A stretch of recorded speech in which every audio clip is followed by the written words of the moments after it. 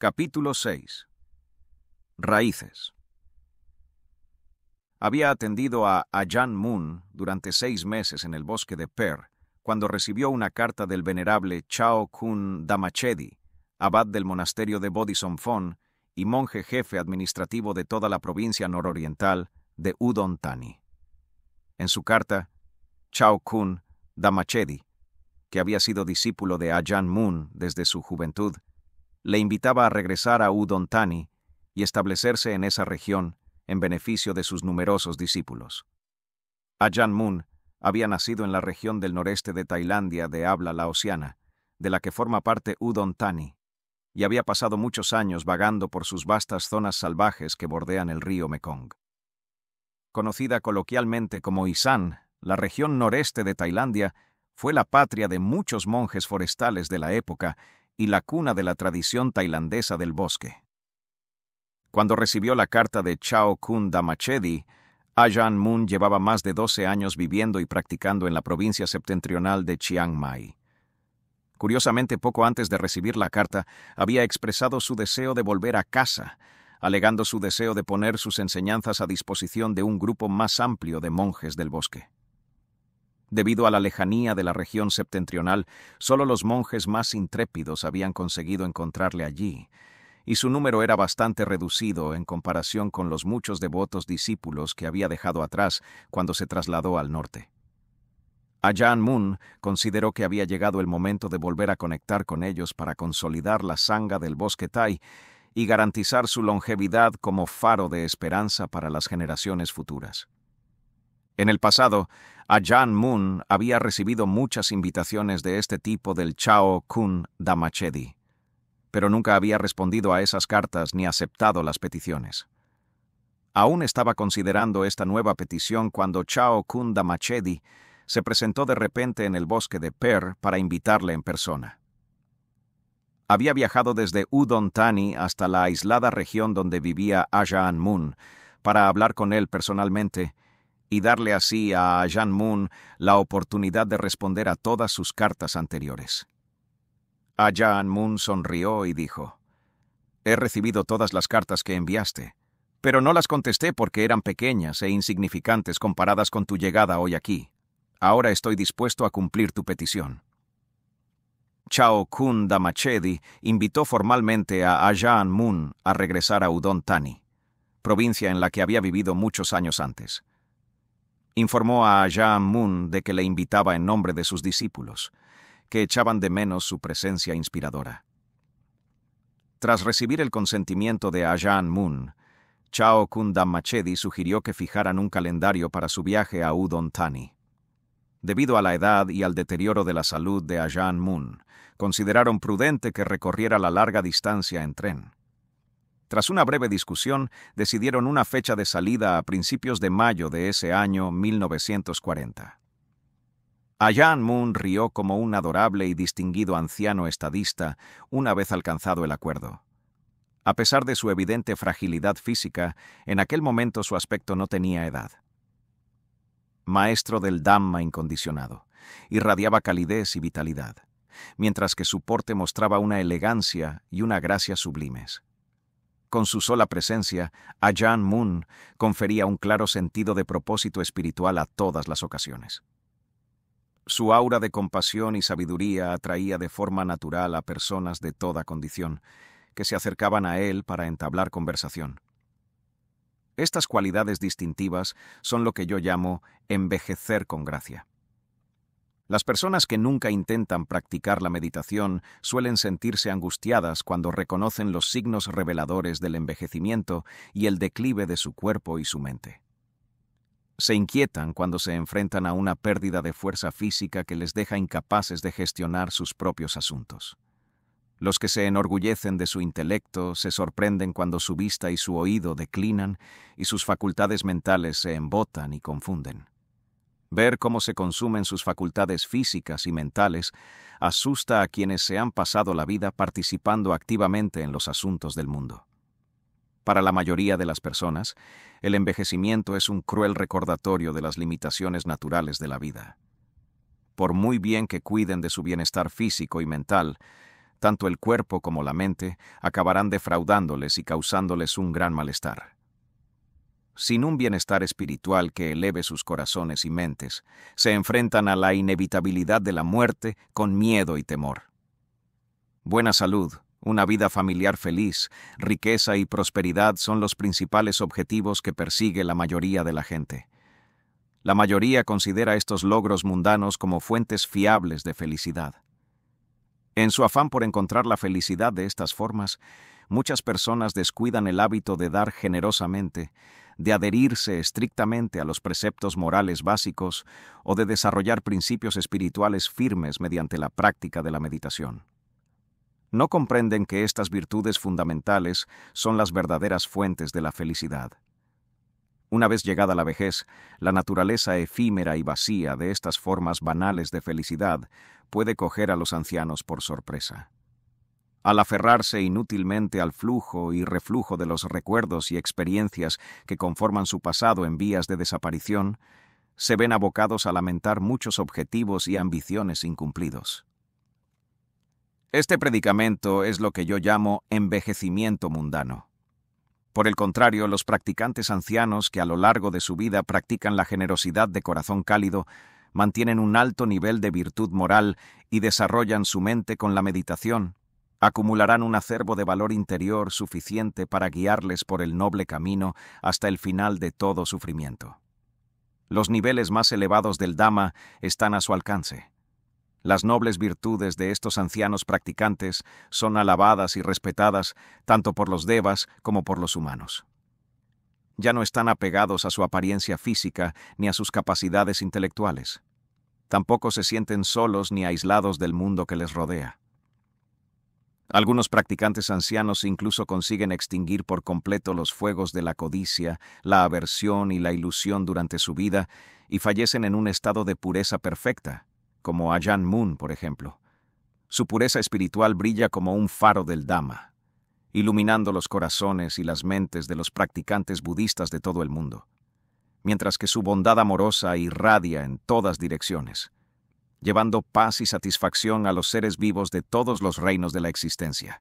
Esta serenidad es lo que yo llamo envejecimiento supramundano. Ser testigo de estas virtudes supremas en la animada presencia de Ajahn Mun mientras conversaba con Chao Kun Dhamachedi a la manera de un padre cariñoso que se reencuentra con su hijo perdido hace mucho tiempo fue un espectáculo conmovedor. Qué raro es en el mundo actual ser testigo de un compañerismo tan estrecho y armonioso. Regocijándome ante la maravillosa escena que se desarrollaba ante mí, me di cuenta de repente de que los monjes, que son verdaderos hijos de Buda, poseen el poder de transmitir el verdadero espíritu del Dhamma a sus discípulos. La noche que llegamos al monasterio de Chedi Luang, un numeroso grupo de devas terrestres hizo una visita nocturna a Ajahn Mun, que estaba sentado en meditación, y le suplicaron que permaneciera en el norte en beneficio de la población de devas de la zona. Reacios a que se marchara, insistieron en que los devas de todos los reinos experimentaban paz y satisfacción gracias al poder de la bondad amorosa que emanaba de su presencia. Se resistían a que se marchara, pues temían que su sensación de satisfacción se desvaneciera pronto en su ausencia. Incluso su armonía social podría verse afectada. Ajahn Mun les dijo que, habiendo aceptado una invitación y dado su palabra, estaba obligado a marcharse como estaba previsto. Como monje, tenía el deber de cumplir su promesa y permanecer fiel a su palabra. Si se retractaba de una promesa, su virtud pronto se evaporaría y su valor como monje disminuiría. Les dejó claro que un monje debe preservar su integridad moral a toda costa. Ajahn Mun permaneció en el monasterio de Chedi Luang alrededor de una semana. Durante ese tiempo, un nutrido grupo de devotos locales se acercó para intentar convencerle de que prolongara su estancia en Chiang Mai en beneficio de la gente que vivía allí. Repitiendo la respuesta que había dado a los devas terrestres, insistió en que, habiendo aceptado la invitación de ir a Udon Thani, no podía retrasar más su partida. Tras permanecer varios días más en el monasterio de Chedi Luang, Ajahn Mun y yo partimos de viaje hacia el noreste. como en aquella época no había línea ferroviaria directa de Chiang Mai a Udon Thani, nuestra primera parada sería Bangkok. Somdet Maha Wirawong, uno de los monjes de mayor rango del país, acompañado por otros monjes ancianos y un nutrido grupo de seguidores laicos, escoltó a Ajahn Mun desde el monasterio hasta la estación de tren. En aquella ocasión también estaba presente una multitud de devas celestiales. Ajahn Mun me contó que los devas que vinieron a escoltarle hasta la estación de tren llenaban el cielo a nuestro alrededor en todas direcciones. Tras llegar a la estación, revolotearon pacientemente en el aire, esperando para despedirle antes de regresar a sus respectivos reinos celestiales. En tierra, la escena era frenética. Ajahn Mun saludaba a las decenas de monjes y laicos que se habían reunido para despedirle, y al mismo tiempo bendecía intencionadamente a todos los devas que revoloteaban sobre él. Al final, no pudo centrar toda su atención en los devas y darles su bendición final hasta que hubo terminado de hablar con todos los allí reunidos y el tren empezó a alejarse de la estación. Ajahn Mun sintió compasión por los devas que le tenían en tan alta estima. Mostraron los mismos signos de tristeza y angustia que los seres humanos cuando se separan de un pariente cercano. Algunos siguieron revoloteando detrás del tren mientras éste avanzaba a toda velocidad por las vías, hasta que Ajahn Mun consideró necesario decirles que regresaran a sus reinos celestiales. Obedecieron a regañadientes, preguntándose si volvería a bendecirles con su presencia. A nuestra llegada a Bangkok, nos instalamos en el monasterio de Boromni-Wat, a petición personal de Somdet Maha Wirawong. Como de costumbre, servía a Ajahn Mun arreglando el alojamiento para satisfacer sus necesidades, trayendo agua del pozo para bañarse, preparando su agua potable, barriendo su habitación y cuidando de su cuenco y sus hábitos. Durante nuestra estancia en Bangkok, muchas personas vinieron a hablar del Dhamma con Ajahn Mun. Esas discusiones se centraban a menudo en cuestiones de virtud moral, que él abordaba de la siguiente manera. Practicar la virtud moral requiere mantener tus acciones y tu discurso en buen orden. Pero antes de que puedas poner tus acciones y tu discurso en el orden moral adecuado, debes averiguar dónde se originan las intenciones que hay detrás de estas actividades. Comienzan con el maestro del cuerpo y la palabra, la mente, que determina la calidad moral de tu comportamiento.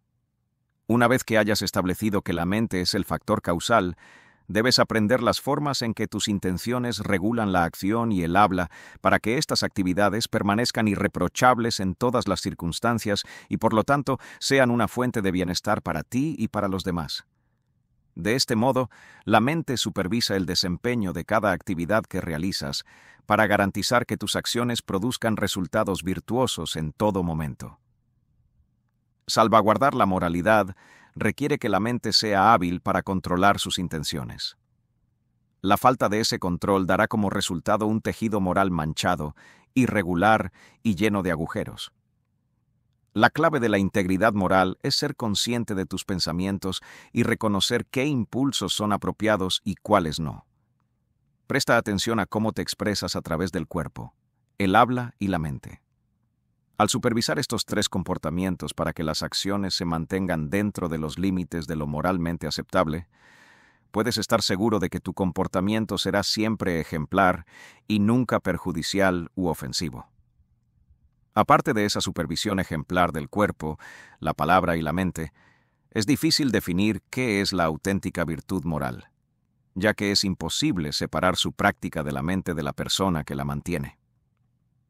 La moral y la mente no son entidades distintas como una casa y su propietario, por lo que es imposible distinguir entre la virtud moral y la actitud mental que la produce.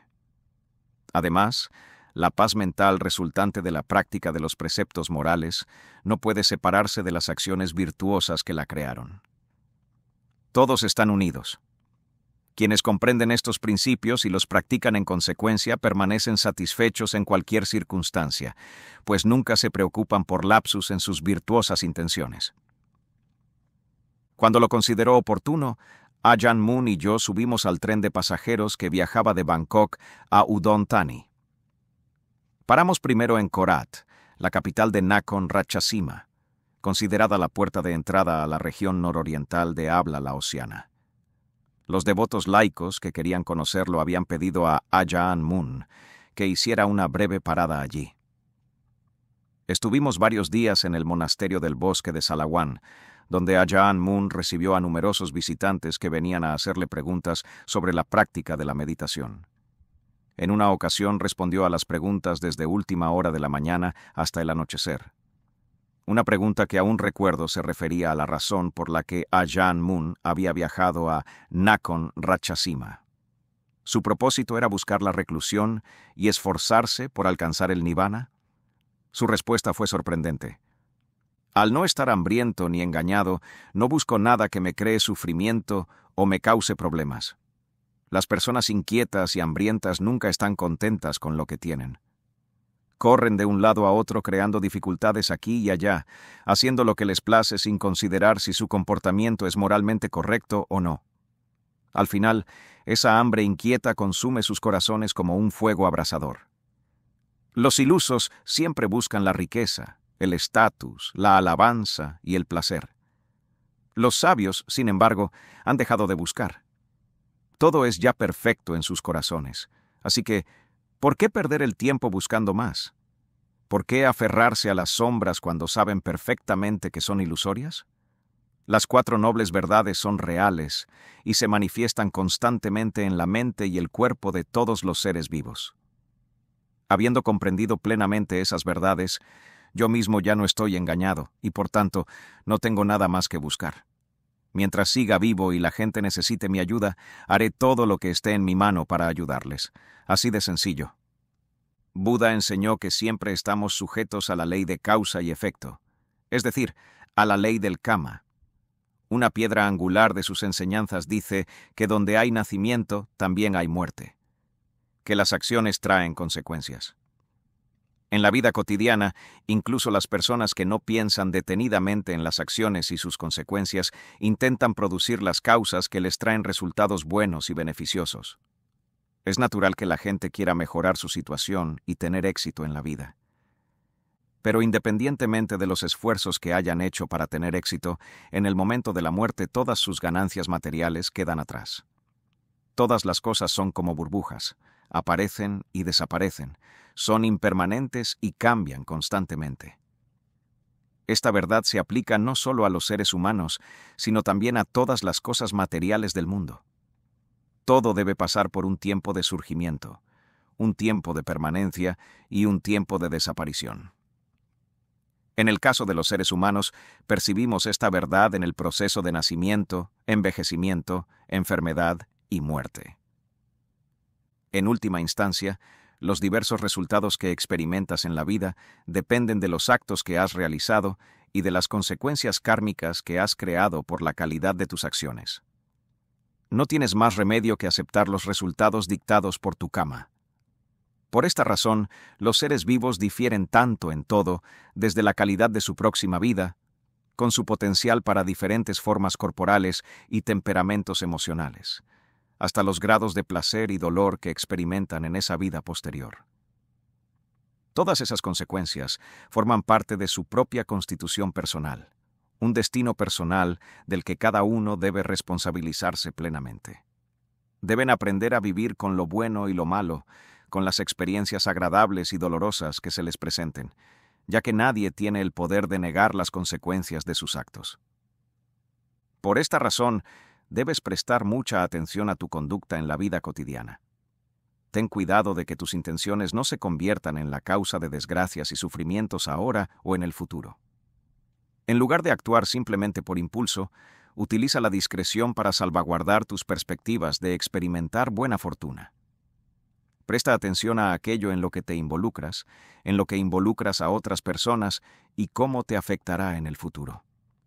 Al final, cada acción que realizas tiene consecuencias kármicas. Los actos buenos y malos del cuerpo, la palabra y la mente conllevan sus correspondientes resultados, y su efecto acumulativo determinará tu bienestar espiritual en el futuro. Así que, ten cuidado de no crear involuntariamente un almacén de resultados no deseados y un futuro de sufrimiento no deseado. En poco tiempo, Ajahn Mun y yo dejamos Nakhon Ratchasima y reanudamos nuestro viaje a Udon Thani. Cuando nuestro tren entró en la bulliciosa estación de Khon Kaen, algunos parientes de Ajahn Mun que vivían en la ciudad le estaban esperando para saludarle. Querían invitarle a desembarcar e interrumpir allí su viaje. Le rogaron que se quedara un tiempo en Khon Kaen por compasión hacia sus devotos. Como estaba decidido a llegar a su destino final, se vio obligado a decepcionar a sus parientes en aquella ocasión. Cuando Ajahn Mun y yo llegamos por fin a Udon Thani, nos quedamos con Chao Kun Dhammachedi en el monasterio de Bodhisattva, en la capital de la provincia. Personas de las provincias de Nong Khai y Sakon Nakhon, además de las de Udon Thani, esperaban allí para presentarle sus respetos y escucharle exponer el Dhamma.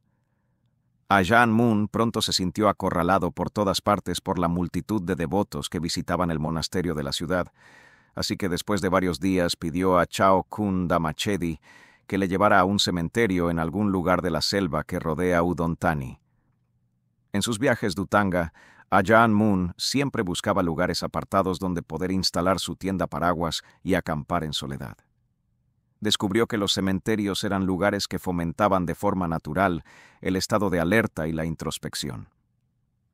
Tras considerar las opciones, Chao Kun Dhammachedi sugirió un lugar cerca de Non Niwet, situado en una zona boscosa tranquila e inalterada.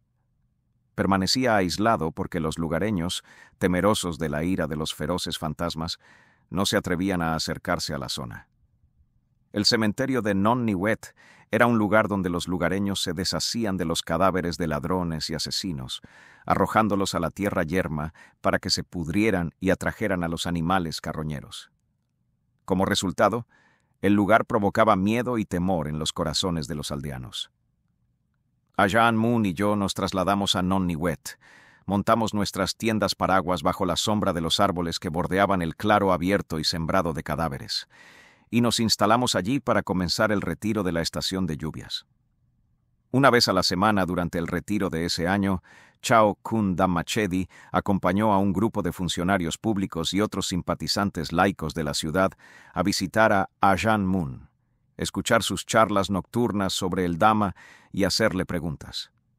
Recuerdo que uno de los asistentes preguntó si la atracción que se siente entre una pareja casada es el resultado de relaciones anteriores en vidas pasadas. La respuesta de Ajahn Mun dejó las cosas claras. Es muy difícil saber con certeza si nuestro amor por esta persona o nuestra relación con ella tiene sus raíces en una afinidad mutua desarrollada a lo largo de muchas vidas.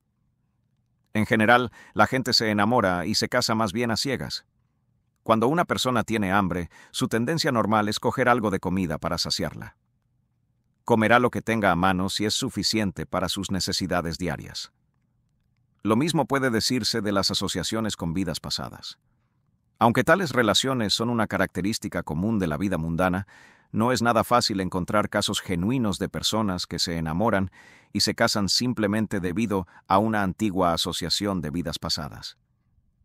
Eso se debe a que las contaminaciones emocionales que hacen que la gente se enamore no se andan con miramientos, no respetan el pudor de nadie arbitrariamente. Y desde luego, no esperan pacientemente a dar a las afinidades de vidas pasadas la oportunidad de opinar primero sobre el asunto. Lo único que piden esas impurezas es que haya alguien del sexo opuesto que les guste. Y eso es suficiente para que surja la pasión y se apodere de uno impulsivamente. Esas fuerzas corruptoras que hacen que la gente se enamore pueden convertir a la gente corriente en competidores agresivos que lucharán hasta el amargo final sin respetar el pudor ni la moderación, sin importarles las consecuencias. Incluso si se dan cuenta de que han cometido un error, se niegan a ceder. Ni siquiera la perspectiva de la muerte puede hacerles abandonar sus pasiones desenfrenadas. Esta autoindulgencia es la raíz de las contaminaciones emocionales que hacen que la gente se enamore. Esta autoindulgencia, que se manifiesta visiblemente en el corazón de las personas, es extremadamente difícil de controlar. Chao Kun Dhammachedi se había desvivido por invitar a Ajahn Mun a Udon Thani, recorriendo durante días las montañas y los bosques de Chiang Mai para presentarle personalmente su petición. Siempre había mostrado un gran interés por el camino de la práctica y nunca se cansaba de hablar de los principios budistas, por muy larga que fuera la conversación. Se mostraba especialmente agradecido cuando la conversación versaba sobre la práctica de la meditación. Como sentía un gran respeto y afecto por Ajahn Mun, se interesaba especialmente por su bienestar, preguntando constantemente a la gente que había visto a Ajahn Mun por su estado de salud. Además, animaba a la gente a reunirse con Ajahn Mun y conocerle, llegando incluso a acompañar a quienes no se atrevían a ir solos. Las charlas sobre el Dhamma que Ajahn Mun daba cuando los monjes le visitaban en Non Niwet eran siempre inspiradoras y perspicaces. Una charla típica era así. Solo un monje firme en su disciplina y respetuoso con todas las reglas de formación puede considerarse un monje hecho y derecho. No transgrede las reglas de entrenamiento menores simplemente porque las considera insignificantes. Tal negligencia por parte de un monje indica que no siente vergüenza por un comportamiento inadecuado, una falta que puede llevarle a cometer transgresiones más graves.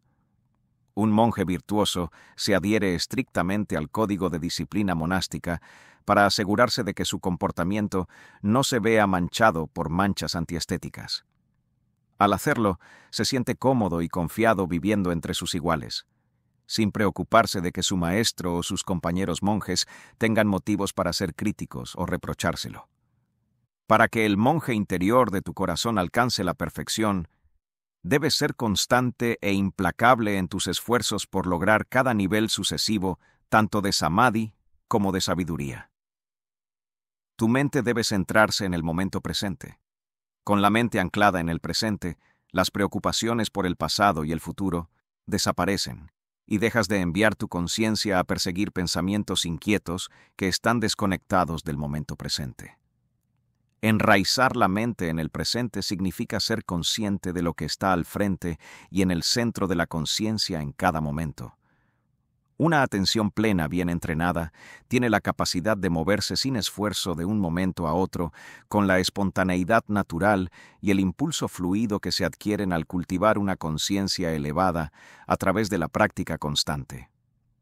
Cuando perseveres en esta práctica, los estados mentales hábiles surgirán de forma natural y continuarán ganando fuerza hasta que sean lo suficientemente poderosos como para limpiar las manchas e imperfecciones que las impurezas han producido para contaminar tu mente. Cuando la conducta de un monje es totalmente irreprochable, su mente se alegrará por las cualidades del Dhamma que cultiva. Un monje nunca debe parecer deprimido o triste. Tampoco debe mostrarse indecoroso rehuyendo a sus compañeros monjes porque una conciencia culpable le remuerde el corazón. Tal comportamiento negligente es contrario a la disciplina que propugnaba el señor Buda, cuya conducta interna y comportamiento externo eran ambos impecables. Para seguir sus pasos, un monje debe reunir el valor necesario para renunciar a toda forma de maldad y dedicarse únicamente a las buenas acciones. Debe ser un hombre íntegro, honesto consigo mismo y con sus semejantes, y fiel a las enseñanzas del Dhamma y a las reglas del Vinaya. De este modo, su práctica de la meditación se verá respaldada por su comportamiento ejemplar allá donde vaya. El brillo de su atención y sabiduría iluminará el camino hacia una mente impregnada de la esencia del Dhamma. Nunca más se encontrará atrapado en una oscura red de engaño sin medios para escapar. Estas son las cualidades interiores que cultiva un verdadero discípulo del señor Buda. Estúdialas cuidadosamente y tenlas continuamente presentes. Durante los meses de estación seca que seguían al retiro de las lluvias, Ajahn Mun prefería caminar por los senderos de las tierras salvajes de los alrededores, buscando lugares apartados donde pudiera practicar el camino del Dhamma de la forma más adecuada a su temperamento. Cuando llegó el momento de abandonar el cementerio de Non Niwet y dirigirnos a la naturaleza, Ajahn Mun me dijo que preparara sus pertenencias para el viaje y esperara sus instrucciones. Sus modestas pertenencias se limitaban a los 8 requisitos básicos de un monje: un hábito inferior, uno superior, uno exterior, un cuenco para limosnas, una navaja para afeitarse la cabeza, una aguja para remendar hábitos, un colador de agua de tela y un cinturón. Rápidamente empaqueté todo su equipo con el mío. Estábamos listos para partir en cuanto diera la orden. Una vez lo hubo hecho, me colgué su cuenco de un hombro y el mío del otro, y caminé detrás de Ajahn Mun mientras se dirigía a la salida. Nunca le pregunté por nuestro destino. Simplemente le seguí con la mente totalmente concentrada en el camino que tenía delante. Aunque Ajahn Mun se apoyaba en un bastón de madera al caminar, su paso era extraordinariamente rápido.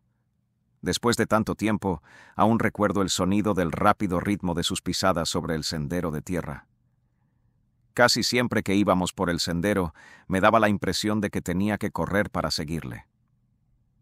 Aquel año acampamos en los alrededores de la aldea de Nong Naam Kem, donde pasamos varios meses viviendo y practicando en el osario de la aldea.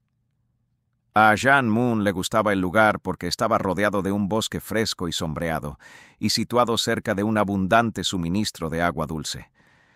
Entre los años 1939 y 1941 fui el monje que más a menudo acompañó a Ajahn Mun en sus andanzas dhutanga, lo que permitió que mi práctica de la meditación progresara constantemente como resultado de las enseñanzas que me daba durante cada salida. Tuve la suerte de aprender muchas cosas nuevas durante estas excursiones, pero el entrenamiento fue intenso, lo que me obligó a mantenerme alerta y atento en todo momento. Tenía que pensar con los pies en la tierra y tomar decisiones rápidas y sensatas en su presencia. De lo contrario, no me permitiría quedarme con él. Observaba atentamente a Ajahn Mun cuando estábamos juntos y escuchaba con atención sus explicaciones, esforzándome por entender sus comentarios cuando hablaba en voz baja, con cuidado de no perderme ninguna palabra de sabiduría. Gracias a su guía, pude resolver muchas dudas que tenía sobre las enseñanzas de Buda y su aplicación, por lo que le estaré eternamente agradecido.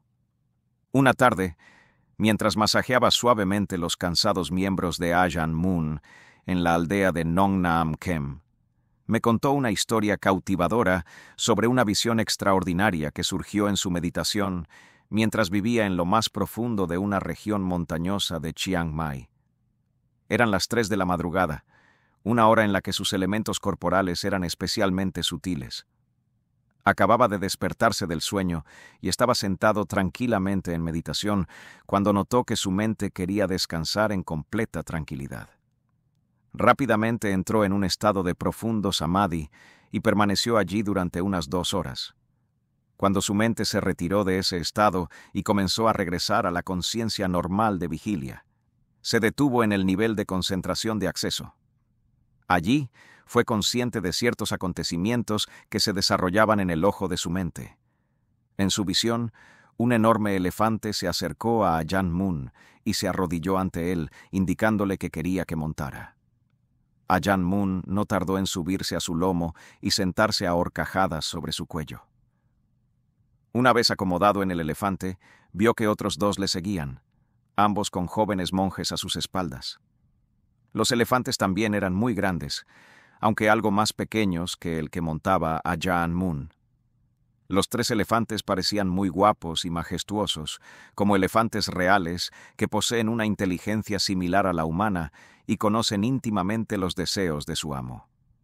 Cuando los otros 2 elefantes llegaron hasta él, los condujo hacia una cordillera que se veía a lo lejos. Ajahn Mun sintió que toda la escena era excepcionalmente majestuosa, como si estuviera escoltando a los 2 jóvenes monjes lejos del perpetuo ciclo del nacimiento y la muerte. Al llegar a la cadena montañosa, su elefante los condujo a la entrada de una cueva que estaba encajada en una ladera a poca distancia de la montaña.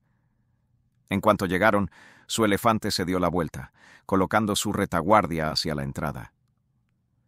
Con Ajahn Mun a una horcajada sobre su cuello, retrocedió hacia la cueva hasta que su parte trasera tocó la pared del fondo. Los otros 2 elefantes, con los 2 jóvenes monjes a horcajadas, se adentraron en la cueva. Cada uno de ellos se colocó en un lugar opuesto al elefante de Ajahn Mun, mirando hacia adentro y el suyo hacia afuera. Ajahn Mun se dirigió entonces a los 2 monjes como si les estuviera dando sus últimas instrucciones de despedida. He llegado a mi hora final de nacimiento en un cuerpo humano. La existencia perpetua en el mundo convencional pronto cesará por completo para mí. Nunca más volveré al mundo de la vida y la muerte. Quiero que ambos continuéis vuestra vida monástica y desarrolléis al máximo vuestras mentes.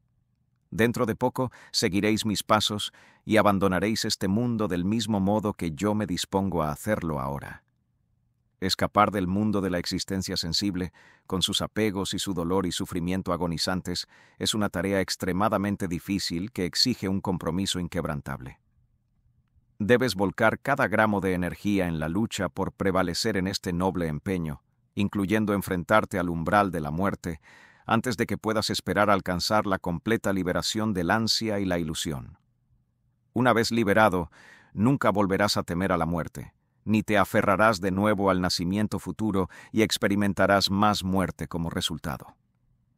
Habiendo trascendido por completo hasta el más mínimo apego, abandonaré este mundo sin trabas, como un cautivo liberado de sus ataduras. A diferencia de las personas cuyo desesperado aferramiento a la vida les causa un inmenso sufrimiento en el momento de la muerte, yo no me arrepiento en absoluto de haber abandonado para siempre la existencia sensible. Por lo tanto, no debes lamentar mi muerte, pues nada bueno saldrá de ella. Semejante pena solo promueve un aumento de las impurezas en la mente que los sabios nunca han fomentado. Cuando terminó de hablar, Ajahn Mun dijo a los dos jóvenes monjes que sacaran a sus elefantes de la cueva. Ambos elefantes habían permanecido inmóviles, uno a cada lado, como si también ellos estuvieran escuchando las palabras de despedida de Ajahn Mun y lamentando su inminente partida.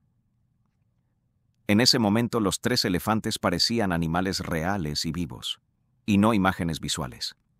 A su orden, los elefantes que transportaban a los jóvenes monjes retrocedieron lentamente fuera de la cueva, mientras miraban a Ajahn Mun con su porte regiamente digno. Entonces, cuando Ajahn Mun se sentó a horcajadas sobre su cuello, el elefante empezó a clavar sus cuartos traseros en la pared trasera de la cueva. Cuando la mitad del cuerpo del elefante hubo penetrado en la pared de la cueva, la mente de Ajahn Mun empezó a salir del samadhi, poniendo fin a la visión. Como nunca antes había tenido una visión tan inusual, Ajahn Mun la analizó y comprendió que tenía un doble significado. En primer lugar, cuando él muriera, dos jóvenes monjes alcanzarían la iluminación plena tras su fallecimiento, aunque no especificó quiénes eran. En segundo lugar, la visión demostraba la importancia permanente tanto de la meditación samatha como de la vipassana. El enfoque samatha de la meditación abarca prácticas como las etapas de samadhi, que tienen como objetivo lograr la calma mental y la concentración. Vipassana se centra en prácticas, como la contemplación del cuerpo, que fomentan la comprensión de la verdadera naturaleza del sufrimiento y sus causas. Ajahn Mun comprendió claramente los beneficios que un arahant obtiene de la práctica de estos dos modos de meditación desde el momento en que alcanza la iluminación hasta el momento de su muerte. Durante ese periodo de su vida, debe confiar en que samatha y vipassana sean sus moradas del Dhamma. Estas moradas se experimentan como esferas de morada dichosa aquí y ahora que ayudan a aliviar la tensión que se produce entre la mente liberada y los 5 agregados mundanos, ambos de los cuales siguen siendo interdependientes hasta el momento en que los agregados mundanos y la mente trascendente van por caminos separados en el momento de la muerte. Después de que un arahant fallece, samatha y vipassana dejan de funcionar y desaparecen como todos los demás fenómenos condicionados. Ajahn Mun se sintió alentado al saber que dos jóvenes monjes realizarían el Dhamma supremo alrededor del momento de su muerte, ya fuera justo antes o poco después. Dijo que era muy extraño que, en sus instrucciones de despedida para ellos, hablara de su propia muerte inminente como si su hora ya hubiera llegado. Cuando Ajahn Mun terminó de hablar, permaneció en silencio. Seguí esperando expectante, ansioso por oírle revelar los nombres de aquellos dos jóvenes monjes. Pero no dijo ni una palabra más. De todos los grandes monjes de meditación con los que he vivido y practicado, a quien más admiraba y respetaba era a Ajahn Mun. Era, sin duda, el maestro más sobresaliente que jamás había conocido. Viviendo y estudiando bajo su guía durante muchos años, nunca le vi actuar en contra del Dhamma o del Vinaya. Su comportamiento estaba en completa armonía con las enseñanzas de Buda, y nunca hizo que sus alumnos dudaran de él. Según mis observaciones, se mantenía fielmente en el camino recto y estrecho de los nobles discípulos que practican correcta y verdaderamente. Nunca se desvió lo más mínimo de ese camino. Cuando Ajahn Mun describió las etapas iniciales de su práctica, habló de su esfuerzo por desarrollar la atención plena y de su preferencia por vivir solo. Cuando vivía con otros monjes, su conducta social podía obstaculizar su progreso en la meditación. Cuando vivía solo, descubrió que todas sus actividades estaban impregnadas de atención plena y sabiduría, lo que permitía a su mente dedicarse plenamente a la práctica de la meditación en todo momento. Al principio de su carrera monástica, Ajahn Mun resolvió no volver nunca a este mundo de muerte y renacimiento continuos. Por mucho tiempo y esfuerzo que necesitara, estaba decidido a liberarse del sufrimiento en esta vida y no volver a nacer. Consideraba su nacimiento en el mundo de los asuntos humanos como un motivo de consternación. Cuando vio los efectos del nacimiento, la vejez, la enfermedad y la muerte experimentados por todas las clases de seres vivos, su consternación aumentó y se fortaleció su motivación para buscar la liberación completa del sufrimiento antes de morir. Dondequiera que viviera, resolvió practicar diligentemente las enseñanzas de Buda. No deseaba nada que pudiera retrasar su liberación del sufrimiento. Ajahn Mun pasó años caminando solo por bosques y montañas en busca de lugares apartados que ofrecieran a cuerpo y mente un entorno tranquilo y silencioso en el que practicar la meditación. La mayor parte de su vida transcurrió al aire libre, a merced de los elementos y los caprichos del tiempo. Su vida cotidiana estaba llena de bosques y montañas, ríos y arroyos, cuevas, acantilados y peligrosos animales salvajes. Normalmente no permanecía en el mismo lugar más de un retiro por lluvias. Cuando terminaba la estación lluviosa, vagaba tranquilamente por zonas salvajes como un pájaro al que solo le pesan las alas, libre para volar a donde quisiera. Ajahn Mun prefería vivir en la naturaleza porque el entorno no solo suponía un reto espiritual, sino que también estaba libre de distracciones mundanas. Acampado en la naturaleza, podía llevar su práctica al límite sin dejarse desviar por asuntos menos importantes. Mirara donde mirara, contemplara lo que contemplara, su propósito último estaba en primer plano, lo que fomentaba un claro sentido de la dirección en su meditación. A través de sus propios esfuerzos heroicos, Ajahn Mun se hizo plenamente consciente del valor práctico que las observancias Dhutanga tenían para los monjes practicantes. Comprendió claramente que cada una de estas prácticas es un medio muy eficaz para cerrar las salidas por las que tienden a fluir las impurezas mentales de un monje. Ajahn Mun podía ver que cada práctica ascética promovía cualidades virtuosas específicas, mientras que su observancia recordaba al monje que no debía pensar descuidadamente de forma que contradijera la misma virtud que estaba intentando desarrollar. Siempre en guardia, un monje Dhutanga dedicado se daba cuenta inmediatamente de cualquier error de juicio y resolvía remediar esos fallos en el futuro. Además de enseñar los Dhutangas a sus alumnos, Ajahn Mun enseñaba diversos métodos de meditación, todos ellos en total consonancia con las enseñanzas prácticas de Buda. Por ejemplo, enseñó el recuerdo del Buda y la atención plena a la respiración como medios para producir paz y tranquilidad en el corazón. Enseñó los 4 fundamentos de la atención plena y la contemplación corporal para desarrollar la sabiduría. Instruyó a sus discípulos a indagar profundamente para descubrir la verdad sobre el nacimiento, el envejecimiento, la enfermedad y la muerte, mostrándoles cómo desarraigar de sus mentes las causas reales del sufrimiento. Y les guió en cada paso del camino con instrucciones precisas y consejos oportunos. Gracias a sus compasivos esfuerzos, muchos monjes de su linaje pudieron alcanzar un extraordinario nivel de éxito en su meditación. Ajahn Mun enseñó a sus discípulos que, si querían establecerse firmemente en la práctica, debían estar dispuestos a arriesgarlo todo para alcanzar ese objetivo, tanto su cuerpo como su mente. Todo, excepto su concentración mental, debía sacrificarse en aras de alcanzar el Dhamma supremo. Ni siquiera sus vidas deben quedar exentas. Pase lo que pase, debe permitirse que la naturaleza siga su curso. Todo el que nace debe morir. No se gana nada intentando resistirse a esa inevitabilidad. No se puede encontrar la verdad negando el orden natural de las cosas. Por el contrario, un monje debe ser decidido y valiente ante la muerte. Ajahn Mun alentaba especialmente a sus discípulos a vivir en zonas salvajes aisladas, repletas de animales salvajes, lugares en los que se enfrentaban cara a cara a retos que les motivaran a descubrir por sí mismos las virtudes de la meditación. La naturaleza exigente de estos entornos animaba a los practicantes serios a reflexionar sobre sí mismos y a encontrar en su interior un refugio seguro, un espacio interior donde los peligros externos no pudieran amenazar su equilibrio mental. Descubrir este refugio interior requería gran valor, habilidad y fortaleza de ánimo. Para Ajahn Mun, mantener regularmente esa actitud significaba seguir la vida de un vagabundo sin hogar, empeñado en la renuncia y la soledad. Habiendo renunciado al mundo y abandonado su hogar, vestía hábitos hechos con telas desechadas. Dependía de las limosnas para comer y tomó el bosque como morada. Desde el día de su ordenación hasta el último de su vida. Todo su estilo de vida y el ejemplo que dio a sus discípulos se basaron en los principios de la escasez de deseos y la satisfacción con lo poco.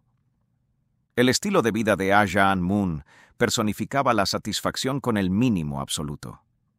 Cuando Ajahn Mun se dirigía a una aldea para recoger ofrendas de comida, no albergaba expectativas sobre el tipo de comida que recibiría, ni solicitaba limosna verbalmente a los habitantes. Si recibía generosas ofrendas de comida, se sentía afortunado. Si recibía poca comida, o a veces ninguna, también estaba bien. Su hambre nunca entraba en conflicto con el Dhamma de su corazón. Durante la mayor parte de la vida adulta de Ajahn Mun, su dieta consistió en arroz y agua, con pequeños trozos de pescado y algunas verduras del bosque para darle sabor. Los refrescos de la tarde, como el café y el azúcar, eran prácticamente inexistentes. En su vejez, Ajahn Mun se convirtió en un monje anciano muy respetado y famoso, merecedor de la mejor comida y el alojamiento más confortable.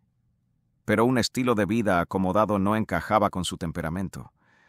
En lugar de eso, insistía en acampar en remotas zonas salvajes donde los campesinos locales, muy pobres ellos, compartían con él lo poco que podían cultivar en pequeñas parcelas de terreno montañoso en pendiente. Ajahn Mun encontraba telas para confeccionar y remendar sus hábitos en lugares donde la gente tiraba trozos de ropa vieja. Al borde de la carretera, en montones de basura o en lugares de incineración. Recogía trozos de tela sucios, arrugados y descoloridos. Aunque parecían andrajosos, al coserlos formaban un hábito que cubría su cuerpo y lo protegía de las inclemencias del tiempo. A menudo dormía en el suelo, haciendo su lecho de hojas recogidas y su almohada de un hábito doblado. Utilizaba el hábito como manta y la sombra de un árbol como techo. Ajahn Mun utilizaba los poderes curativos del Dhamma como su remedio médico preferido.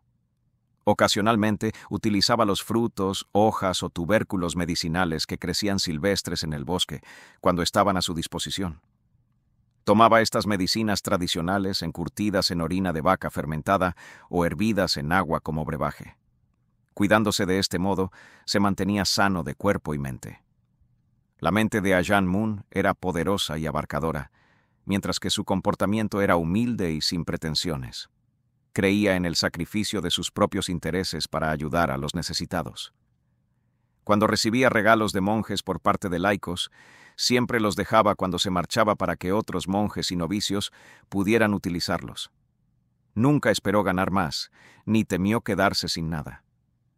No buscaba experiencias agradables ni rehuía las dolorosas. Ni los elogios ni las críticas le despertaban sentimientos fuertes. Las creencias y opiniones que la gente expresaba sobre él no afectaban a su sereno estado de ánimo. Su mente era consciente de todo, pero no se apegaba a nada. La suma de sus deseos era casi nada. Los objetos de su desapasionamiento eran casi todo. Ajahn Mun dominaba las habilidades psíquicas relacionadas con todos los aspectos de los fenómenos sensibles. Con el paso de los años, su destreza creció hasta tal punto que parecía no tener límites. Como los monjes que vivían con él eran conscientes de sus extraordinarias habilidades, tomaban precauciones adicionales para asegurarse de que siempre se mantenían mentalmente autocontrolados. No podían permitirse que sus mentes vagaran despreocupadamente, no fuera a ser que sus pensamientos errantes se convirtieran en el tema de una charla sobre el Dhamma en la reunión vespertina. Ajahn Mun siguió tomándose muy en serio la responsabilidad de aconsejar a los seres no físicos de las más diversas esferas de la existencia hasta el momento de su muerte. Estaba en constante comunicación con esos seres donde quiera que viviera, aunque esas interacciones se producían con mayor frecuencia en las regiones montañosas del norte. Durante los años que vivió en esas remotas zonas salvajes, alejadas de las viviendas humanas, uno u otro grupo le visitaba casi todas las noches. Consciente de que los seres vivos de todo el universo sensible comparten la herencia común del nacimiento, el envejecimiento, la enfermedad y la muerte, y el deseo universal de evitar el sufrimiento y alcanzar la felicidad, Ajahn Mun comprendió el beneficio que recibían al escuchar las enseñanzas del Dhamma como medio para desarrollar su potencial espiritual y alcanzar la felicidad duradera. Como poseía el ojo de la sabiduría, no hacía distinciones fundamentales entre los corazones de las personas y los corazones de los devas. Sin embargo, adaptó sus enseñanzas a las circunstancias individuales y a los niveles de comprensión de cada uno. Ajahn Mun podía conocer cosas tanto aparentes como ocultas, incluido el conocimiento del pasado y del futuro. Aunque hizo gala de esta capacidad en numerosas ocasiones, sus acciones nunca ocultaron motivos ocultos o mundanos. Sus palabras se derivaban de su propio conocimiento y perspicacia y se expresaban para hacer reflexionar a la gente sobre su significado esencial. Los elocuentes discursos de Ajahn Mun aclaraban los principios del Dhamma de un modo que no dejaba lugar a dudas, lo que hacía que escuchar sus charlas fuera una experiencia de aprendizaje inspiradora. Sus enseñanzas eran frescas y vigorizantes, nunca rancias o aburridas. Hablaba de cosas comunes y cotidianas, cosas que vemos y oímos todo el tiempo, pero a las que nunca prestamos atención hasta que él las menciona. Sus enseñanzas empleaban toda una gama de expresiones, a veces informales, a veces serias y a veces contundentes al subrayar puntos concretos. Podía analizar los distintos aspectos de las enseñanzas de Buda y articularlos de forma que afectaran profundamente a su audiencia. Yo mismo le hacía preguntas sobre problemas de meditación que no podía resolver por mí mismo, y siempre me beneficiaba de la sabiduría de sus respuestas. Me impresionó el hecho de que los consejos de Ajahn Mun nunca se desviaran del camino de la práctica enseñado por el señor Buda. Por esta razón, me convencí absolutamente de que Ajahn Mun era uno de los discípulos arahant actuales del señor Buda. Valiente y magistral en la forma en que vivió su vida, nunca estuvo en peligro de sucumbir al poder de la codicia, el odio o el engaño. Incluso en la vejez, cuando cabía esperar que descansara y se lo tomara con calma, porque ya no necesitaba esforzarse en la práctica de la meditación. Seguía haciendo tanta meditación caminando como siempre, tanta de hecho que los monjes más jóvenes se esforzaban por igualar sus esfuerzos. Ajahn Mun nunca perdió la esperanza en el potencial de sus alumnos para alcanzar la iluminación y cumplió con sus obligaciones docentes con gran compasión. Sus poderosas palabras reflejaban su carácter resuelto y siempre utilizaba la retórica de un guerrero para infundir valor a sus discípulos. Pronunciaba sus discursos con la fuerza de sus convicciones, con el objetivo de despertar en sus monjes la fuerza y la tenacidad necesarias para trascender por completo el ansia en todas sus formas. Nunca transigió con sus principios ni hizo concesiones a los defectos de sus alumnos. Por el contrario, empujaba implacablemente a sus discípulos hacia el umbral del Dhamma inmortal,